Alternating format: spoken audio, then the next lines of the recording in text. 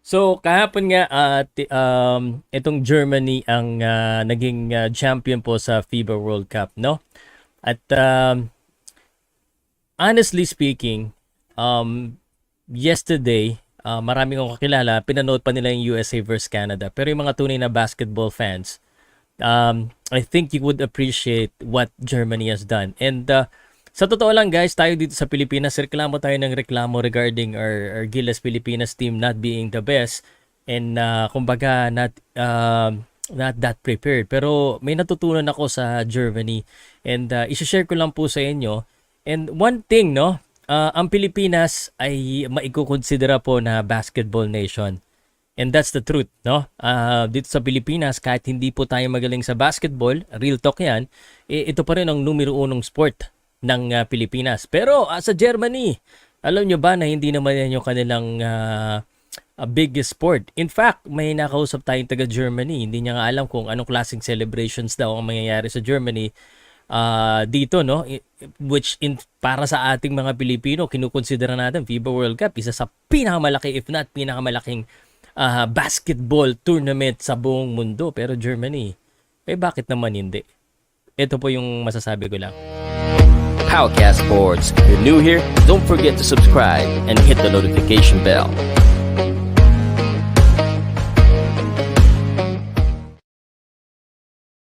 I like this headline sa AP.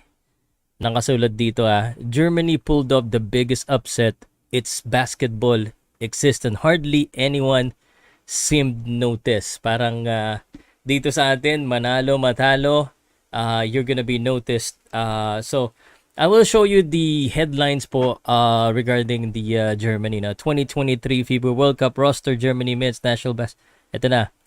Dirk before Dennis now. Germany coach said Schröder has taken over Germany. Germany wins FIBA World Cup. Ayan naman, marami namang balita no. Team first mentality nets Germany first FIBA World Cup title. Deutschland dominate, Germany downs Serbia for historic W FIBA World Cup crown. Actually, there are there are a lot of things that impress me about Germany, and it's not only their beer. Nakakatawa yung post press con, although San Miglite yung hawak ni ni coach. Ibig sabihin iba talaga yung German quality po, no? German quality na beer at saka yung mga kotse nila. Here's the thing that I've said, no? Kahapon while I'm watching it, and hindi talaga ako nag-live, usually kasi nagla-live commentary ako, 'di ba? Usually kasi alam ko maraming naghahanap ng live, maraming naghahanap na gusto nilang makita yung laro, pero sabi ko kahapon, hindi ako magla-live, manonood ako. I wanna enjoy this. I wanna closely see what's happening, and I did enjoy. It was one of the, I would say, best games dahil talagang it was a close fight or a close game until the very end na yung Germany ay talagang nag-take over na, no? So here's the thing that I've seen, no? We didn't see a lot of yung mga one-on-one moves, hindi masyado ganoon, hindi tayo masyado nakita ng mga fancy dunks and layups. But what we need to appreciate, and ito yung natutunan ko, because tayo, yung mga Filipino tayo, we're so used to watching the NBA, and we're so used to watching athletic players. And not just athletic players, but athletic players highlighting their athletic capability. Kaya nga po, tuwan-tuwa tayo kay Renz Abando dahil grabe si Renz Abando, yung kanyang athleticism, yung jumping ability, and how he looks. It's so pogi. Kumbaga, ang pogi ni Renz Abando sa loob ng court pag naglalaro siya. No? And we're so used to that. In fact, ang napapansin ko nga sa Pilipinas at kumbaga na miski ako ganun tanong ko po sa mga nanonood at nakikinig sa akin, kayo po ba? Kayo bilang isang basketball fan, kayo po ba, ang pina-follow niyo po ba ay team o ang pina-follow niyo ay player? Napapansin ko rin ito sa mga Filipino fans. Most of the time, may kakilala akong Cleveland fans. Noon, naging Miami Heat, naging Los Angeles Lakers, So napaisip ako, ano ba talaga yung fina-follow natin? Yung team or yung player? And aminin nyo man o hindi, most of us, like the team because of a certain player. Most of us, bihira po yung talagang nagugustuhan niyo yung isang team because walang star dyan eh.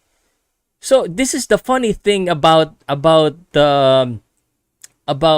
us Filipino when we follow basketball. We tend to follow and look for the highlight. Yes, of course, importante po sa atin yung panalo. But hindi tayo makaano na hangga't di natin tinitingnan yung box score, Pag hindi natin tinitingnan yung box score, yung ilan na kaya yung score ni Idol? Now, I'm not saying that Germany doesn't have that because they have Dennis Schroeder who's fantastic. Fantastic. Unless we have a Dennis Schroeder or like to make it simple like a Michael Jordan type of player na kayang magbuhat ng team, ang hirap naman, miski ako, I was guilty of that when I was young, hindi ako basta-basta nagpo-follow ng team eh. Ang fina-follow ko player. But of course now iba na eh. Boston Celtics na ako for the longest times, Barangay Ginebra, but hindi natin maiwasan to look at the players. Now, when Germany won the game, alam mo kung ano yung highlight natin? Alam mo what narrative people wanted to see? Wanted to hear is who is the one who carried the team. Sino ang nagpanalo? Laging ganun tayo, no? Sino ba yung nagpanalo? Si Schroeder. Siya ang bida talaga dito. Well, totoo naman na siya bida. But it's not just Dennis Schroeder. And here's the real talk about the situation. And I will tell you this as objective as I can. Dito sa Pilipinas, we always look at, sinasabi natin yung preparation is the key. Now, I remember my friend Dustin who told me, si Dennis Schroeder, sir, galing talaga yan ng Germany. And then, so he's very well informed of the system. But at the same time, dito sa Pilipinas, wala tayong ganyan. May Jordan Clarkson tayo, pero hindi naman talaga laking Pilipinas yan eh. Hindi laking Pilipinas, hindi niya alam yung sistema. So, minsan isipin mo, sa sobrang daming issue natin dito sa Pilipinas, yung sistema, yung yung sistema, yung materials natin, yung talent natin, yung preparations natin, pinagsama-sama natin, hindi natin alam kung ano ba talaga dapat gawin. Actually, minsan hindi ko nga alam bakit parang hindi natin alam kung saan tayo magsisimula. Saan ba tayo magsisimula? Now, here's the thing that I've learned about Germany. If you watch the game closely, what you would appreciate po is the kind of basketball that they're playing, which is team basketball. And it's not just Germany, pati Serbia. Nakita niyo yung parang kumbaga nanonood po kayo ng laro na parang bihira sila magkamali. When they set up plays, there's an open shot, and even paminsan-minsan nag-a-ISO nakikita natin because there's still talent, but they do not focus on the specific talents alone of the players. Pero aminin nyo sa hindi, panoodin nyo po yung laro ng Gilas Pilipinas at panoodin nyo po yung laro ng Serbia o Germany, nakikita mo, what's the term that I would like to use? The fluidity, the simplicity, and the kumbaga yung effectivity of the way they implement the plays is so beautiful. Like, siguro may mababoard. Kumbaga sa boxing po, kasi ako, I'm a big boxing fan. And by the way, after this, I have a topic as well with boxing. Hindi na ako nagre-record. Straight live ko na agad. And then share na lang po. Sa boxing po, there are methodical fighter.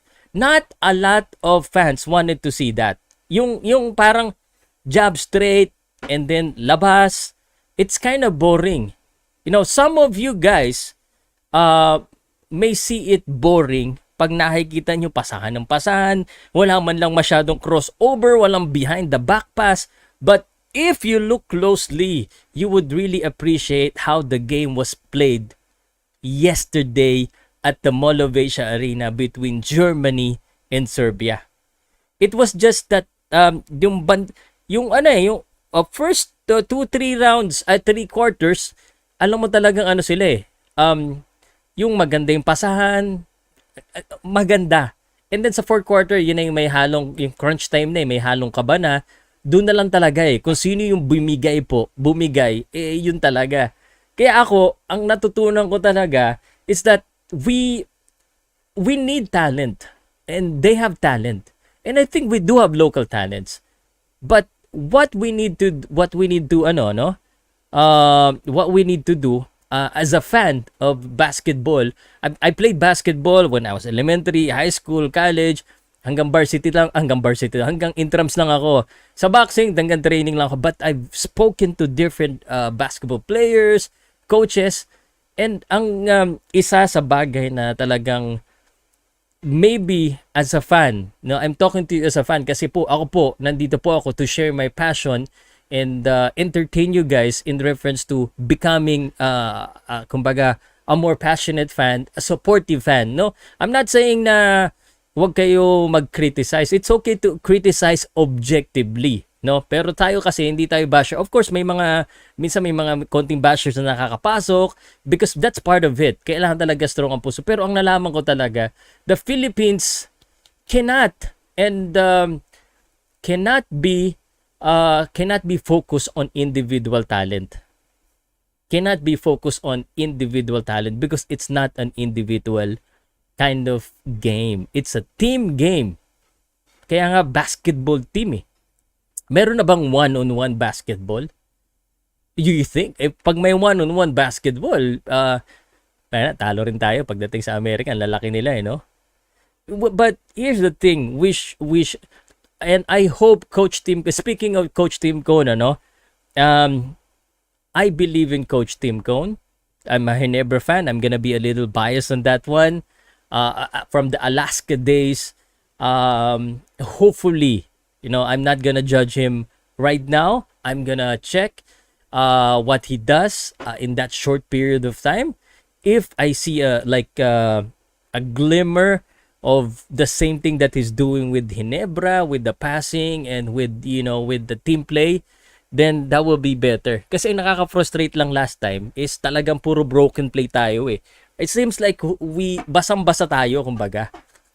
Basang-basa tayo or we couldn't implement the game.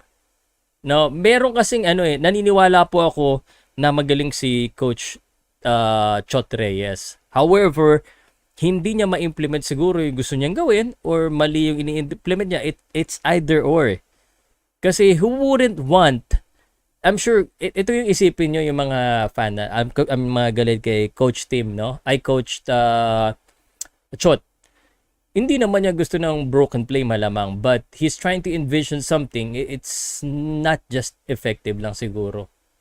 So, right now with the new coach, I to set the expectation, I don't think we'll be able to 100% utilize or effectively have chemistry probably. And that is why today, ang unang practice po ng Gilas Pilipinas, according to the last press conference that we've seen, ngayon po yung practice nila. So, pinag-usapan din doon kung may mga media pa na darating. Sabi, parang hindi pa yata alam, no? Kung sino man yung nandoon, of talent is important, but I think what's more important sa darating na Asian Games is that we should improve on team plays, passing ability, not just creating your own shots or bailout shot. Karamihan kasi ganun po yung nangyayari sa atin no? Bailout shot. Hirap tayo gumawa ng play that really kumbaga yung nabibigyan ng easy shot yung isang player. And that's actually, I see a positive on that. Shoutout po sa inyo lahat Pag umaga kasi solo flight ako, ang ginawa ko, dapat ito i-record ko. So, ginawa ko na lang, nilive ko na lang para rekta na. No? TJ, salamat ha. So, we hope to see that. Magaling, sa bossing ka na lang gawa ng comment. Wala kang alam masyado sa basketball. Boxing, brother. Aldrin, salamat ha. Bro, it doesn't matter kung marami akong alam sa basketball or sa boxing or sa anumang sports. Ang mahalaga, we're all learning. And yun ang importante. I'm sharing to you my passion because I'm telling you this. No, we need to support Coach Tim Cone.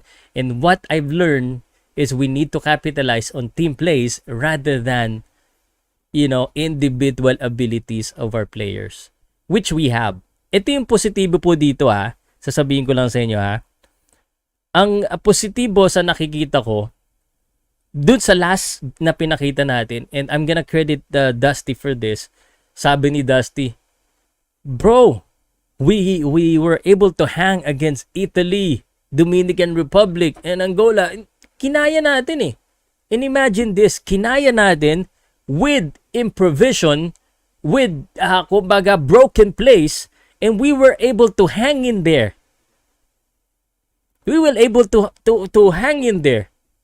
'Di ba totoo naman na nakapaghang tayo, ibig sabihin nun, kinaya natin yung lakas ng ibang bansa even if tayo po parang parang ganito yung nangyari guys, no? Parang ang nangyayari po parang yung panahon parati ng gera na tayo po ay guerrilla, ang tawag doon, guerrilla tactics.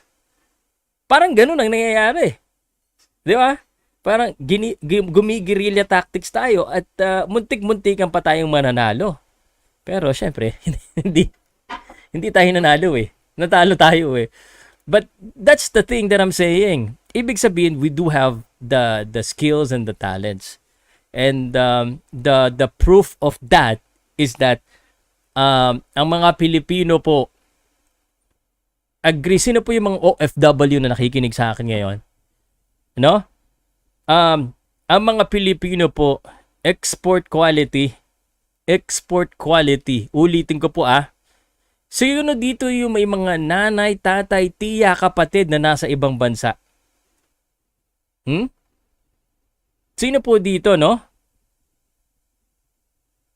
Sino po? So, ang basketball player natin, ini-export sa Japan, sa Korea. Yung mga nurses natin, yung mga trabahador natin, they're export quality. So, ibig sabihin, we have that standard. The problem is, dito sa Pilipinas, we gotta also improve that. Kasi yung iba talaga eh. Kaya nga sinabi ko, siguro, sino ba yung best player natin dito?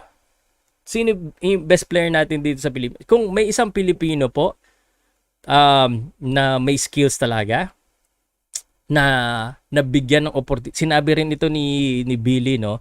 Kaya ako nire-respect ko rin yung mga haters sa kanilang mga opinion kasi sometimes they're the one telling the hard truth na hindi ko masabi, hindi nyo masabi. No? Pag ang isang atleta o isang tao na may certain skill na magaling dito, pag dinala mo yan at minold mo sa ibang bansa, sorry to say, I'm a proud Filipino. No? I'm a proud Filipino. But if you bring, let's just say, if you bring someone to the US and let him train there, mas mabibigyan sila ng opportunity at mas mali-level up. The same person. Ito na ang pinaka-example, no? Example. Kambal. Parehong magaling. Parehong-pareho. Yung genetics nila, yung skills nila, pareho yung tangkad, pareho yung galing. Ang tanong ko sa inyo, no? Ang tanong ko sa inyo, parehong-pareho. Yung isa, i-training mo sa NBA facility. Yung isa, i-training mo dito locally. I'm not gonna say a league. I-training mo. So, after 10 years na mag-training sila, no? Sa tingin mo, sinong mas magaling? And that's just real talk. It's not against us Filipinos or the Philippines, but that is the real situation.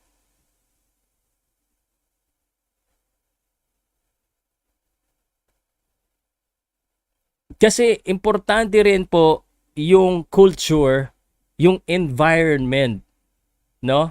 Sabi ng iba, Pow, um, you're in the Philippines, this is your environment. Try to change your environment and then pwede kang mag-iba, pwede kang magbago. Tama ba? Tama. I mean, I'm not even kumbaga an expert in basketball, but that's common sense. That's common sense. Dalin mo bigla yung kaya nga tayo lagi tayong nagsasabi pag galing sa Amerika, iba ang laruan eh. 'Di ba? So, here's the thing, and I hope we can do this moving forward.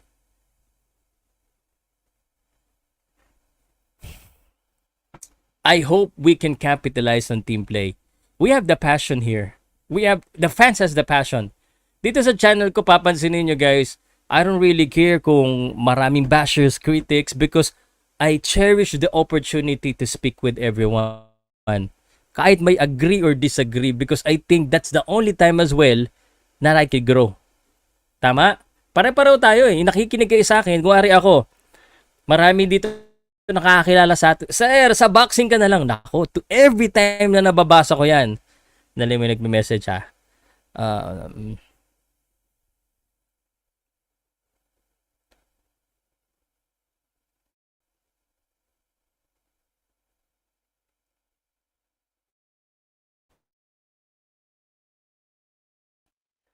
Every day, no? Every day. Every time that I see na wala kang alam, wala kang ganito, ang ginagawa ko talaga lalo kong inaalam. And I'm not just saying that, no? Kasi ito na yung trabaho ko eh. Dapat talaga, kung malakas ka mang bash, dapat malakas ka rin umaksep ng bash. Kung malakas ka magsalita, dapat malakas ka rin tumanggap. That's why hindi ako nang mabash eh. I'm real talking, but I'm gonna try to be an objective guy para sa inyo. And sa akin kasi guys, yung mga nanonood dito, alam ko naman na may mga nagsasabi, sir, boxing ka na lang, sir, basketball ka na lang. This is me. This is what, I mean, for the longest time, basketball, boxing, MMA talaga yung aking pinaka-paboritong panoodin. I watch football too, and sometimes tennis, and volleyball, syempre, you know? But these are the three sports that I follow. So, pag napapanood ko kayo, sige, pag-usapan pa natin next time yan. At ang pinakamalagang natutunan ko talaga, we need to capitalize on team plays. Regardless of, natatawa nga ako minsan, may mga nagsasabi, yung dribble drive nung una. Yung mga kaibigan ko rin, dribble drive kasi ayaw namin ng dribble drive. Sabay ngayon, yung Germany pala, yung Slovenia pala, dribble drive, pero panalo. So what's the difference? What's the difference between their dribble drive and our dribble drive? Pakisagot. Pakisagot ko ng diferensya ng dribble drive natin sa dribble drive nila. No? And I will tell you this, and some of you may disagree. It's not because they have Dennis Schroeder. It's not because of that. Yes, preparation is important, pero sasabihin ko lang din sa inyo ha. Germany, do you think they have a long preparation, yung mga 6 months? Not really, bro. Ang dami, Serbia nga daw. Kulang lang din eh, ilang buwan lang eh. Ang natutunan ko, ibuhos. Ito, ganito. Team Jer played. Sagutin ko po lahat ng tanong nyo ha. Ang diferensya po, sila nai-implement nila ng ayos. Sa atin, yung dribble drive natin, hindi natin nai-implement. Kasi you cannot say lack of, you can say lack of shooter, pero hindi talaga makita eh. Kung ganito sasabihin ko nagdi-dribble drive tayo, papasok, pero pag ang nangyayari, yung mga kick out natin talagang broken eh. Broken po kasi. Kung na-implement ng ayos yun at libre yung mga shooters natin tumira, hindi nagwa one-on-one, pwede natin sabihin, mahina yung shooter. ang mahina po sa atin is how we implement and execute the plays. We didn't execute. That's generally what's happening. Whoever it is. Yes, of course, advantage. Yan, Chris. Totoo yan. Kasi kahit sino pa yan, syempre advantage na may Dennis Schroeder ka. But sabihin mo sa akin na hindi magaling si Kiefer Rabena na point guard. The problem is, we did not execute them properly or we couldn't execute them properly kaya nagkakanya-kanya. And the reason why nag-hero ball because everyone wants to win and everyone wants to be a hero because they couldn't implement the plays properly. I'm not even a basketball coach. Pero kung panonood din mo, side by side yung laro ng Gilas Pilipinas at laro ng Serbia or ng Germany, ikakamot ka talaga ng ulos. Sasabihin mo, naku, gagawa na naman ng paraan si Dwight Ramos para lang makascore tayo. Gagawa na naman ng paraan si Jordan Clarkson papasok sa loob. Naku, last second, ipasa natin sa labas at para tumira ng 3. It's the execution that is the problem. If you execute that with the, let's just say, kumbaga, if we execute that properly, tapos sablay pa rin, gaya ng nangyari sa Serbia, bandang dulo. Nakita nyo yung nangyari sa Serbia. Germany, Serbia.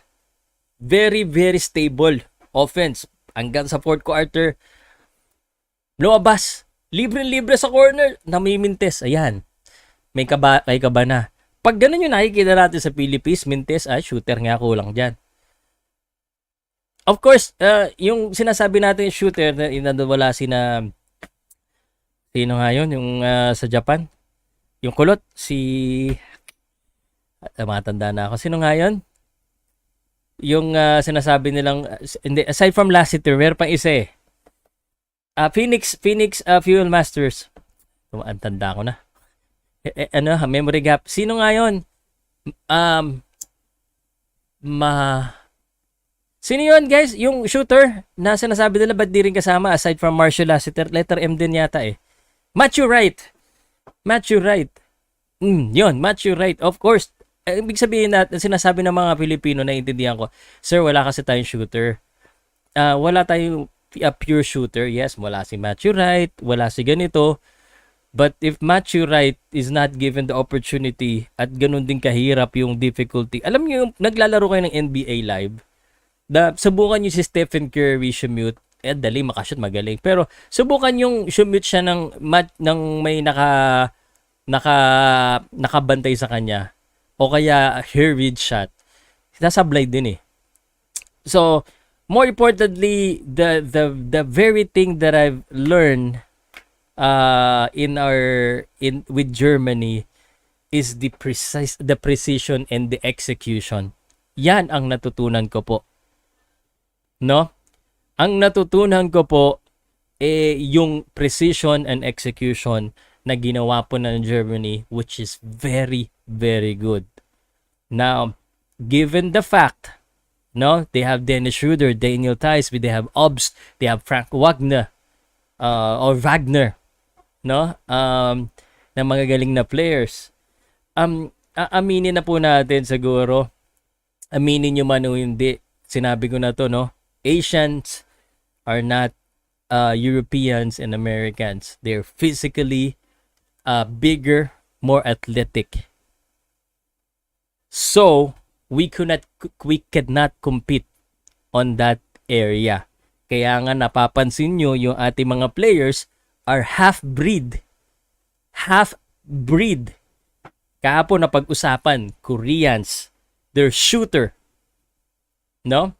Unless meron silang Ratcliffe, meron silang big guy. Pero how do they keep win? Because they focus on team plays and execution.